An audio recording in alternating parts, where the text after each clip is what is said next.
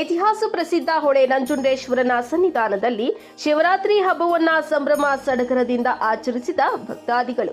ಹೊಳೆ ನಂಜುಂಡೇಶ್ವರ ಸ್ವಾಮಿಯ ಸನ್ನಿಧಾನಕ್ಕೆ ಹೊಳೆಯ ರೂಪದಲ್ಲಿ ಹರಿದು ಬಂದ ಭಕ್ತಾದಿಗಳು ಹೊಳೆ ನಂಜುಂಡೇಶ್ವರ ಸ್ವಾಮಿಯ ಸನ್ನಿಧಾನಕ್ಕೆ ಬರುತ್ತಾರೆ.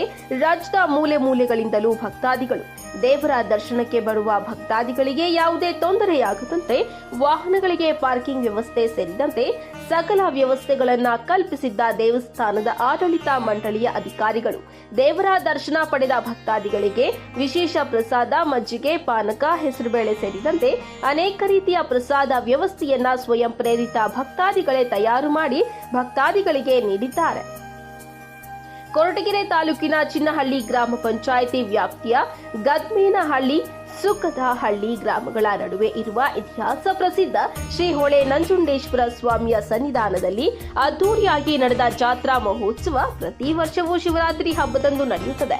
ಈ ಜಾತ್ರೆಯಲ್ಲಿ ಸಾವಿರಾರು ಭಕ್ತಾದಿಗಳು ಶ್ರೀ ಹೊಳೆ ನಂಜುಂಡೇಶ್ವರ ಸ್ವಾಮಿಯ ವಿಶೇಷ ಹೂವುಗಳ ಅಲಂಕಾರಗೊಂಡಿರುವ ಶ್ರೀ ನಂಜುಂಡೇಶ್ವರ ಸ್ವಾಮಿಯನ್ನ ಕಣ್ತುಂಬಿಕೊಳ್ಳುತ್ತಾ ದರ್ಶನ ಪಡೆದು ಪುನೀತರಾದರು. ಇನ್ನು ಚಿನ್ನಹಳ್ಳಿ ಗ್ರಾಮದ ಜಗದೀಶ್ ಕುಟುಂಬದ ವತಿಯಿಂದ ಪ್ರತಿ ವರ್ಷವೂ ಬರುವ ಭಕ್ತಾದಿಗಳಿಗೆ ಪ್ರಸಾದ ವ್ಯವಸ್ಥೆಯನ್ನ ಬೆಳಗ್ಗೆಯಿಂದ ಸಂಜೆಯವರೆಗೂ ನೆರವೇರಿಸುತ್ತಾ ಬಂದಿದ್ದಾರೆ. ಕೇಂದ್ರ ಸಚಿವ ವಿ ಸೋಮಣ್ಣನವರು ಶ್ರೀ ಹೊಳೆ ನಂಜುಂಡೇಶ್ವರ ಸ್ವಾಮಿಯ ಪರಮ ಭಕ್ತರು. ಪ್ರತಿ ವರ್ಷವೂ ಕುಟುಂಬ ಸಮೇತರಾಗಿ ಬಂದು ದೇವರ ದರ್ಶನ ಪಡೆಯುತ್ತಾರೆ. ಇಂದು ಕೂಡ ಅವರ ಧರ್ಮಪತ್ನಿ ಶ್ರೀ ಸ್ವಾಮಿಯ ದರ್ಶನ ಪಡೆದು ಹೋಗಿದ್ದಾರೆ. ಹಾಗೆಯೇ ಅನೇಕ ರಾಜಕೀಯ ವ್ಯಕ್ತಿಗಳು, ಗಣ್ಯರು, ಪ್ರಮುಖರು, ಮುಖಂಡರು ಸೇರಿದಂತೆ ಕಡು ಬಡವನಿಂದ ಸಿರಿವಂತನವರೆಗೂ ಈ ಸ್ವಾಮಿಯ ಭಕ್ತಾದಿಗಳೇ ಇದ್ದಾರೆ ಎಂದು ದೇವಸ್ಥಾನದ ಪ್ರಧಾನ ಅರ್ಚಕರು ಹೇಳಿದ್ದಾರೆ. ಇನ್ನು ಇದೇ ದೇವಸ್ಥಾನಕ್ಕೆ ಬರುವ ಭಕ್ತಾದಿಗಳಿಗೆ ಯಾವುದೇ ಸಮಸ್ಯೆ ಆಗದಂತೆ ಕೋಳಾಲ ಪೊಲೀಸ್ ಠಾಣೆಯ ಸಬ್ ಇನ್ಸ್ಪೆಕ್ಟರ್ ಯೋಗೇಶ್ ನೇತೃತ್ವದಲ್ಲಿ ಪೊಲೀಸ್ ಸಿಬ್ಬಂದಿಗಳ ನಿಯೋಜನೆ ಮಾಡಲಾಗಿತ್ತು. ಇದೇ ಸಂದರ್ಭದಲ್ಲಿ ಶ್ರೀ ಹೊಳೆ ನಂಜುಂಡೇಶ್ವರ ಸ್ವಾಮಿ ದೇವಸ್ಥಾನದ ಆಡಳಿತ ಮಂಡಳಿಯ ಅಧ್ಯಕ್ಷರು, ಉಪಾಧ್ಯಕ್ಷರು, ಸದಸ್ಯರು, ಅರ್ಚಕರು ಸೇರಿದಂತೆ ಸಹಸ್ರಾರು ಭಕ್ತಾದಿಗಳು ಇದ್ದರು.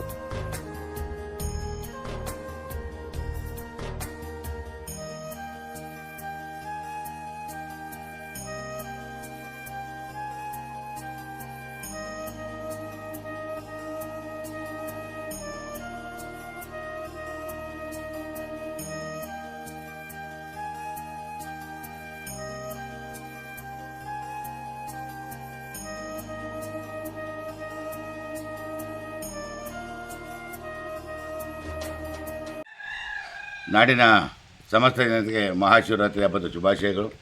ಹಾಗೆ ವಿಶೇಷವಾಗಿ ಶಿವರಾತ್ರಿ ಹಬ್ಬ ಸನಾತನ ಕಾಲದಿಂದ ಕೂಡ ನಡೆದು ಬಂದಿರತಕ್ಕಂಥದ್ದು. ಶಿವ ಮತ್ತು ಪಾರ್ವತಿಯರನ್ನು ಆರಾಧಿಸುವಂತಹ ಮತ್ತು ಭಕ್ತಿಯಿಂದ ಪೂಜೆ ಮಾಡತಕ್ಕಂಥ ಏನು ನಮ್ಮ ಮಾನವ ಕುಲಕ್ಕೆ ಶಿವನ ಅನುಗ್ರಹ ಇದ್ದು, ಶಿವನ ಅನುಗ್ರಹದಿಂದ ಸಾಮಾಜಿಕವಾಗಿ ಮತ್ತು ಆರ್ಥಿಕವಾಗಿ ಇಡೀ ನಾಡಿನ ಸಮಸ್ತ ಜನತೆಗೆ ಒಂದು ಶುಭವನ್ನು ಕೋರ್ತಕ್ಕಂಥ ದಿವಸವಾಗಿದೆ. ಹಾಗಾಗಿ ನಾನು ಕೂಡ ವಿ ಸಿದ್ಧಂಗಯ್ಯ, ನಿರ್ದೇಶಕರು, ತುಮಕೂರು ಹಾಲು ಒಕ್ಕೂಟ, ಕೊರಟಗೆರೆ ಕ್ಷೇತ್ರ, ಈ ವಿಭಾಗದಿಂದ ನಾನು ಕೂಡ ನಾಡಿನ ಸಮಸ್ತ ಜನತೆಗೆ ಶುಭವನ್ನು ಕೋರ್ತಾ, ವಿಶೇಷವಾಗಿ ಹೊಳೆ ನಂಜುಂಡೇಶ್ವರ ದೇವಸ್ಥಾನ ಸುಪ್ರಸಿದ್ಧವಾದಂತಹ ಬಹಳ ಪುರಾತನವಾದಂತಹ ಕಾಲದಿಂದ ನಡೆದು ಬಂದಿರತಕ್ಕಂಥದ್ದು. ಹಾಗೂ ಏನು ಸುತ್ತಮುತ್ತಲಿರ್ತಕ್ಕಂಥ ಬೆಂಗಳೂರು ಜಿಲ್ಲೆ ಮತ್ತು ತುಮಕೂರು ಜಿಲ್ಲೆ ಹಾಗೂ ಬೆಂಗಳೂರು ಗ್ರಾಮಾಂತರ ಜಿಲ್ಲೆ ಮತ್ತು ಹೀಗೆ ಇನ್ನೂ ಅನೇಕ ಚಿತ್ರದುರ್ಗ ಈ ಭಾಗಗಳಿಂದ ಜನಗಳು ಇಲ್ಲಿ ಈ ಒಂದು ದೇವಸ್ಥಾನಕ್ಕೆ ಬಂದು ತನ್ನ ಭಕ್ತಿ ಸಮರ್ಪಣೆ ಮಾಡ್ತಕ್ಕಂಥದ್ದು ದಿವಸವಾಗಿದೆ. ಹಾಗಾಗಿ ಇಲ್ಲಿ ಬಹುಶಃ ನಿನ್ನೆಯಿಂದಲೂ ಕೂಡ ಸಾವಿರಾರು ಜನ ಈ ಒಂದು ಕ್ಷೇತ್ರದಲ್ಲಿ ಜಮಾಯಿಸಿ ಶಿವನನ್ನು ಪೂಜಿಸಿ ಆರಾಧಿಸಿ ಶಿವನನ್ನು ಸ್ಮರಣೆ ಮಾಡೋದ್ರ ಮುಖಾಂತರವಾಗಿ ತನ್ನ ಏನು ಕುಟುಂಬಕ್ಕೆ ಅಥವಾ ತನ್ನ ಈ ನಾಡಿಗೆ ಏನು ಸಮಸ್ತವಾಗಿ ಒಂದು ಆರೋಗ್ಯವನ್ನು ಕೋರ್ತಕ್ಕಂಥ ದಿವಸವಾಗಿದೆ. ಹಾಗಾಗಿ ನಾವು ಕೂಡ ಬೆಳಗ್ಗೆ 5 ಗಂಟೆಯಿಂದಲೇ ಪೂಜೆ ಪ್ರಾರಂಭವಾಗಿದೆ.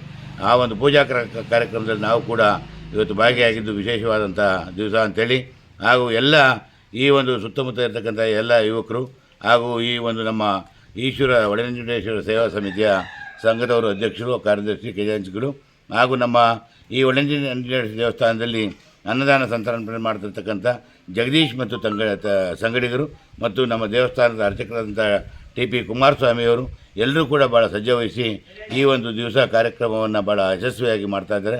ಹಾಗಾಗಿ ಈ ಕಾರ್ಯಕ್ರಮದಲ್ಲಿ ಲಕ್ಷಾಂತರ ಜನ ಸೇರಿ ಆ ಶಿವನ ಒಂದು ಕೃಪೆಗೆ ಪಾತ್ರ ಆಗ್ತಾ ಇದ್ದಾರೆ. ಹಾಗಾಗಿ ಎಲ್ಲವೂ ಕೂಡ ಭಾಳ ಸುಸೂತ್ರವಾಗಿ ನಡೀತಾ ಇದೆ. ಇಲ್ಲಿ ಎಲ್ಲ ಒಂದು ಪೊಲೀಸ್ ಇಲಾಖೆ ಮತ್ತು ಹಾಗೂ ನಮ್ಮ ಲೈನ್ಮ್ಯಾನ್ಸ್ ಅಂತ ಏನು ಕರಿತೀವಿ, KVಗೆ ಸಂಬಂಧಪಟ್ಟಂಥ ನೌಕರರು ಕೂಡ ಇಲ್ಲಿ ಸಜ್ಜೆ ವಹಿಸಿ ಕೆಲಸವನ್ನು ಮಾಡ್ತಾ ಈ ಒಂದು ಇವತ್ತಿನ ಕಾರ್ಯಕ್ರಮಕ್ಕೆ ಭಾಳ ವಿಶೇಷವಾಗಿ ಮೆರುಗನ್ನು ತಂದು ಕೊಡ್ತಾ ಇದ್ದಾರೆ.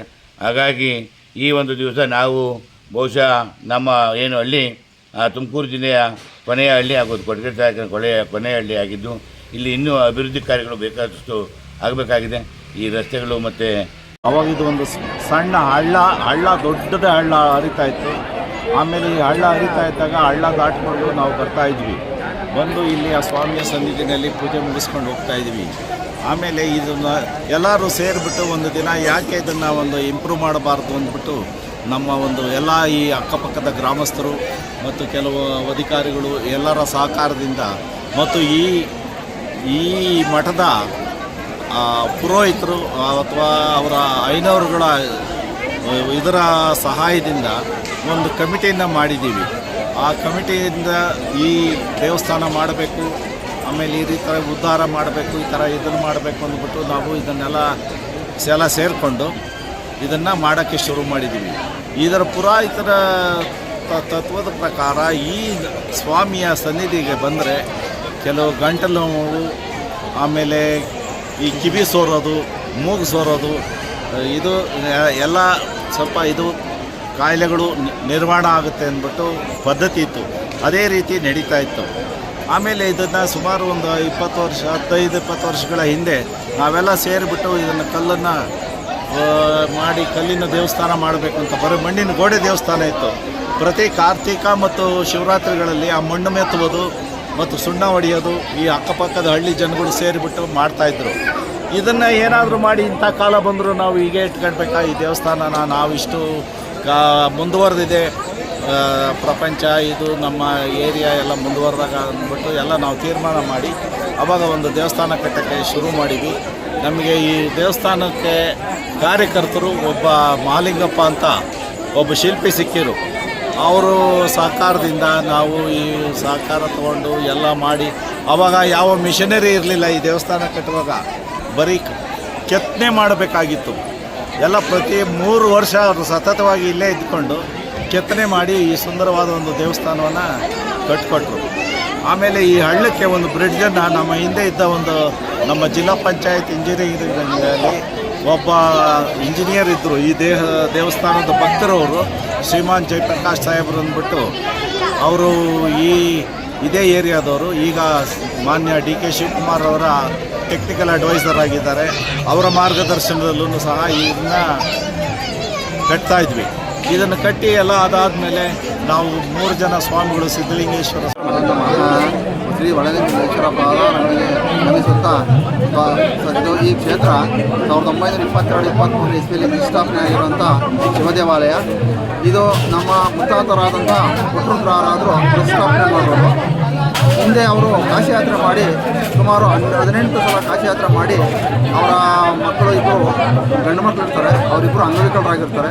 ಒಬ್ಬರು ಬೋನ್ ಬ್ಯಾಂಕ್ನಲ್ಲಿ, ಒಬ್ಬರು ಕುಂಟುಕಾಲಿರುತ್ತೆ. ಸಂಸಾರದಲ್ಲಿ ಬಡತನ, ಹಾಗಾಗಿ ಬೇಜಾರಾಗಿ ಸಂಸಾರ ಬೇಡ ಅಂತ ಮಕ್ಕಳನ್ನ ಬಿಟ್ಟು ಕಾಶಿಯಾತ್ರೆ ಮಾಡುತ್ತಾ ಇರ್ತಾರೆ. ಕಾಶಿಯಾತ್ರೆ ಮಾಡ್ಬೇಕಾದ್ರೆ ಅವ್ರಿಗೊಬ್ಬರು ಗುರುಗಳು ದರ್ಶನ ಕೊಟ್ಟು ವಿಚಾರ ಕೇಳಿದಾಗ ನಾನು ಕಷ್ಟ ಎಲ್ಲ ಹೇಳ್ಕೊತಾರೆ. ಆ ಕಷ್ಟ ಎಲ್ಲ ಹೇಳ್ಕೊಂಡ್ಮೇಲೆ, ಇಲ್ಲಪ್ಪ ನಿನ್ನ ದೈವ ಸಂಪೂತ, ನಿನ್ನ ಶಕ್ತಿ ಇದೆ, ನೀನು ಕಡೆ ಕಾಶಿ ಆಗುತ್ತೆ, ನಾನು ಕಾಶಿಯಿಂದ ಬರ್ತಾ ಇದ್ದೀನಿ, ಒಂದು ಲಿಂಗು ಕೊಡ್ತೀನಿ, ತಗೊಂಡೋಗಿ ಇದನ್ನು ನೀನಿರೋ ಜಾಗದಲ್ಲಿ ಪ್ರತಿಷ್ಠಾಪನೆ ಮಾಡು. ನೀನಿರೋ ಜಾಗದಲ್ಲಿ ಪೂರ್ವಾಭಿಮುಖವಾಗಿ ಒಂದು ಹೊಳೆ ಹರಿತಾ ಇದೆ, ಅದು ಗರುಡಾಚಲ ನದಿ ಅಂತ ಇದೆ, ಅದರ ಬಲಭಾಗದಲ್ಲಿ ಲಿಂಗ ಪ್ರತಿಷ್ಠಾಪನೆ ಮಾಡು, ನೀನು ನುಡಿದಂತೆ ನಡೆಯುತ್ತೆ. ಇಲ್ಲಿ ಬರಭಕ್ತಾದಿಗಳಿಗೆ ಇಷ್ಟಾರ್ಥ ಸಿದ್ಧಿ ಆಗುತ್ತೆ, ಭಸ್ಮನೆ ದಿವ್ಯೌಷಧ ಆಗುತ್ತೆ ಅಂತೇಳಿ ಒಂದು ವಾಗ್ದಾನ ಮಾಡಿಕೊಂಡು ಅವ್ರಿಗೆ ಕಳಿಸ್ತಾರೆ. ಆದರೆ ಅದರಲ್ಲಿ ಕೆಲವು ವಿಚಾರಗಳನ್ನ ಜನಗಳಿಗೆ ತಿಳಿಸ್ಬೇಕು, ಕೆಲವು ವಿಚಾರಗಳನ್ನ ತಿಳಿಸ್ಬಾರ್ದು ಅನ್ನೋ ಒಂದು ವಾಗ್ದಾನ ಆಗಿರುತ್ತೆ ಅವರಿಬ್ಬರಲ್ಲಿ. ಅದರಂತೆ ವಾಪಸ್ ಬಂದು ಇಲ್ಲಿ ಇದೇ ಊರಲ್ಲಿ ಇದ್ಕೊಂಡು ಈ ಹೊಳೆಯಲ್ಲಿ ಪಕ್ಕ ಇದೆ, ದೇವಸ್ಥಾನ ಪಕ್ಕನೇ ಹೊಳೆ. ಆ ಹೊಳೆಯಲ್ಲಿ ಸತತವಾಗಿ 6 ತಿಂಗಳು ಅವ್ರು ಹುಡುಕಿದ ಮೇಲೆ ಅವ್ರಿಗೆ ಒಂದೊಂದು ಜಾಗ ಗೋಚರ. ಅಂದರೆ ಸಪ್ತಮಾತೃಕೆಯರು, ಸಪ್ತಮ ಋಷಿಗಳು, ಒಂದು ಗುಪ್ತ ಸಂಗಮ ಅಂತೇಳಿ 3 ಗೋಚರ ಆದಮೇಲೆ ಬಲಭಾಗದಲ್ಲಿ ಮಾಡಬೇಕು ಅನ್ನೋದೊಂದು ಪ್ರೇರಣೆ ಆಗುತ್ತೆ. ಹಾಗಾಗಿ ಇದು ರೈತರ ಜಮೀನಾಗಿರುತ್ತೆ ಅವತ್ತಿನ ಕಾಲದಲ್ಲಿ. ಆ ರೈತರು ಕೇಳಿದಾಗ ಅವರು ಏನೇ ಆಗಿ ಕಾಡಲ್ಲಿ ದೇವಸ್ಥಾನ ಮಾಡ್ತೀಯಾ, ನಿಮಗೆಲ್ಲ ಗೊತ್ತಿಲ್ಲ, ಹೋಗುವಾಗ ಏನು ಬೇಡ ಅಂತ ಹೇಳಿ ಕಳಿಸ್ತಾರೆ. ಆಯ್ತಪ್ಪ ಭಗವಂತ ಇಟ್ಟಂಗೆ ಅಲ್ಲಿಂದ ವಾಪಸ್ ಬಂದಾಗ ಒಂದೇ ವಾರಕ್ಕೆ ರೈತ ಹೋಗಿ, ಸ್ವಾಮಿ ನನ್ನ ಕನಸಲ್ಲಿ ಬಂದು ಹೇಳ್ದಂಗೆ ಆಯಿತು, ನಾನು ನಿಮಗೆ ಜಮೀನು ನಿಮಗೆ ದಾನ ಕೊಟ್ಟು ಪ್ರಯಾಣ ಮಾಡಿಕೊಡ್ತೇನೆ, ಬನ್ನಿ ಸ್ವಾಮಿ ದೇವಸ್ಥಾನ ಕಟ್ಟೋ ಅಂತೇಳಿ ಕಾಲು ಹಿಡ್ಕೊಂಡು ಕರ್ಕೊಂಬಂದು ದೇವಸ್ಥಾನ ಕಟ್ಟೋದಕ್ಕೆ ಇದು ಮಾಡ್ತಾರೆ. ಅವತ್ತಿನ ಈಗ 102 ವರ್ಷ ಹಿಂದೆಯೇ ಈ ಜಮೀನನ್ನು ಅವರಿಗೆ ಕ್ರಯ ಮಾಡಿಕೊಟ್ಟಿರ್ತಾರೆ. ಅದರಂತೆ ಅವರು ಅವಾಗ ಸಹಕಾರ ಕೊಟ್ಟು ದೇವಸ್ಥಾನ ಕಟ್ಟೋದಕ್ಕೆ ಒಂದು ಮಾರ್ಗದರ್ಶನ ಕೊಡ್ತಾರೆ. ಆಗ ಅವರು 22-23 ಇಸ್ವಿಯಲ್ಲಿ ಒಂದು ಲಿಂಗ ಪ್ರತಿಷ್ಠಾಪನೆ ಮಾಡಿ ಶ್ರೀ ಒಳನಂಜುಂಡೇಶ್ವರ ಅಂತ ಹೆಸರಿಡ್ತಾರೆ.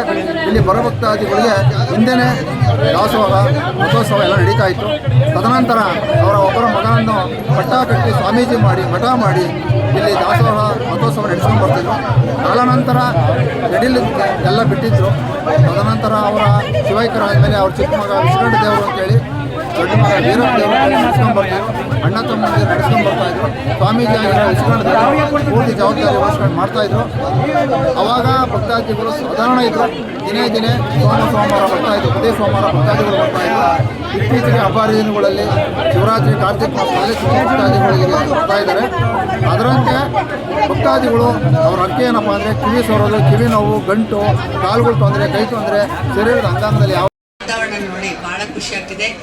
ಎಲ್ಲ ಭಕ್ತಾದಿಗಳು ನಮ್ಮ ಒಳನಂಜುಂಡೇಶ್ವರ ದೇವಸ್ಥಾನಕ್ಕೆ ಸೇರಿ ಎಲ್ಲರೂ ದೇವರ ಆಶೀರ್ವಾದಕ್ಕೆ ಪಾತ್ರರಾಗಿ ತಾವೆಲ್ಲರೂ ಒಳ್ಳೆಯ ಸದ್ಬುದ್ಧಿಯಿಂದ ಚೆನ್ನಾಗಿರಲಿ ಅಂತ ನಾನು ದೇವ್ರನ್ನ ಕೇಳ್ಕೊಳ್ತಾ ನಿಮ್ಮೆಲ್ಲರಿಗೂ ಒಳ್ಳೆಯದಾಗಲಿ ಅಂತ ಹಾರೈಸ್ತೇನೆ. ಹಾಗೆ ಇವತ್ತು ನನ್ನ ಪತಿಯವರಾದ ಸೋಮಣ್ಣವ್ರು ಬರಬೇಕಾಗಿತ್ತು. ಅವರ ಒಂದು ಅನುಪಸ್ಥಿತಿಯಲ್ಲಿ ನನಗೆ ಇಲ್ಲಿ ಬರೋಕ್ಕೆ ಅವಕಾಶ ಸಿಕ್ತು. ಈ ದೇವರ ದರ್ಶನ ಮಾಡಲಿಕ್ಕೆ ಮತ್ತು ತಮ್ಮೆಲ್ಲರನ್ನ ಒಂದು ಚೆನ್ನಾಗಿ ಮಾತಾಡಿಕೊಂಡು ಒಂದು ಖುಷಿಯಾಯಿತು ನನಗೆಲ್ಲರನ್ನೂ ಮಾತಾಡಿಸಿ. ಹೋದ ವರ್ಷ ಬಂದು ಎಲೆಕ್ಷನ್ ನಿಂತ್ಕೊಳ್ಳೋಕೆ ಮುಂಚೆ ಬಂದು ಇಲ್ಲಿ ದೇವ್ರನ್ನ ಆಶೀರ್ವಾದ ಕೇಳ್ಕೊಂಡೋಗಿರೋ ಆ ದೇವರ ಆಶೀರ್ವಾದ ಹಾಗೆ ನಿಮ್ಮೆಲ್ಲರ ಒಂದು ಭಕ್ತಾದಿಗಳ ಆಶೀರ್ವಾದದಿಂದ ಸೋಮಣ್ಣವರು ಜಯಬೇರಿ ಬಾರಿಸಿ MP ಆಗಿ ಹಾಗೆ ನಿಮ್ಮೆಲ್ಲರ ಒಂದು ಇದರಲ್ಲಿ ಒಂದು ಸೆಂಟ್ರಲ್ ಮಿನಿಸ್ಟರ್ ಆಗಿದ್ದಾರೆ. ಮೋದಿ ಅವರ ಗೌರ್ಮೆಂಟಲ್ಲಿ ಅವರು ಮಿನಿಸ್ಟರ್ ಆಗಿರೋದು ಭಾಳ ಒಂದು ಸಂತೋಷಕರವಾದ ವಿಷಯ. ನಮಗೆಲ್ಲ ಗೊತ್ತೇ ಇದೆ ಮೋದಿ ಅವರು ಇವತ್ತು ಯಾವ ರೀತಿ ಜನಪರ ಕೆಲಸ ಮಾಡ್ತಾ ಇದ್ದಾರೆ, ಯಾವ ರೀತಿ ಎಲ್ಲರಿಗೂ ಒಂದು ಕೃಷಿ ಇರ್ಬೋದು, ತಾಂತ್ರಿಕ ವರ್ಗದಲ್ಲಿರ್ಬೋದು, ಎಲ್ಲದರಲ್ಲೂ ಒಂದು ಎಲ್ಲರಿಗೂ ಒಳ್ಳೆಯದಾಗಲಿಕ್ಕೆ ಪ್ರಯತ್ನ ಪಡ್ತಿದ್ದಾರೆ. ಅವರ ಒಂದು 45 ದಿವಸ ನಿಮ್ಗೆ ಗೊತ್ತಿದೆ. ಇವತ್ತಿಗೆ ಫೆಬ್ರವರಿ 26ಕ್ಕೆ ಮುಗೀತಿದೆ ಮಹಾಕುಂಭಮೇಳ. ಆ ಮೇಳದಲ್ಲಿ ಒಂದು 45ರಿಂದ 50 ಕೋಟಿ ಜನ ಭಾಗವಹಿಸಿದ್ದಾರೆ. ಆ ತ್ರಿವೇಣಿ ಸಂಗಮದಲ್ಲಿ ಮಿಂದು ಎಲ್ಲ ಪಾವನರಾಗಿದ್ದಾರೆ. ಯಾರೇನಾದರೂ ಹೇಳ್ಬೋದು, ಆದರೆ ತಾಯಿ ಜಮುನಾ, ಗಂಗಾ ಹಾಗೆ ಸರಸ್ವತಿ ಉಗಮ ಸ್ಥಾನದಲ್ಲಿ ಹೋಗಿ ಮಿಂದು ಬಂದಿರೋದು ಒಂದು ತುಂಬ ಅದೃಷ್ಟಕರವಾದ ಒಂದು ವಿಷಯ. ಹಾಗೆ ಎಲ್ಲರಿಗೂ ಒಂದು ಈ ಮಹಾಶಿವರಾತ್ರಿ ಹಬ್ಬದ ದಿನದಲ್ಲಿ ಎಲ್ಲರಿಗೂ ಒಳ್ಳೆಯ ಮನಸ್ಸು ಕೊಟ್ಟು ಪರಸ್ಪರ ಹೊಂದಾಣಿಕೆಯಿಂದ ಹೋಗ್ಲಿಕ್ಕೆ ಎಲ್ಲರಿಗೂ ಅನುವು ಮಾಡಿಕೊಡ್ಲಿ ಅಂತ ನಂಜುಂಡೇಶ್ವರಲ್ಲಿ ಪ್ರಾರ್ಥನೆ ಮಾಡಿಕೊಂಡು ನನಗೆ ಇಲ್ಲಿ ಬರಮಾಡಿಕೊಂಡು ಒಂದು ದೇವರ ಆಶೀರ್ವಾದ ತೊಗೊಳ್ಳಿಕ್ಕೆ ಅನುವು ಮಾಡಿಕೊಟ್ಟ ಈ ಸಮಿತಿಯ ಎಲ್ಲ ಸದಸ್ಯರಿಗೂ ಹಾಗೂ ತಮ್ಮೆಲ್ಲರಿಗೂ ವಂದಿಸುತ್ತಾ ನನ್ನ ಮಾತನ್ನು ಮುಗಿಸುತ್ತೇನೆ. ಜೈ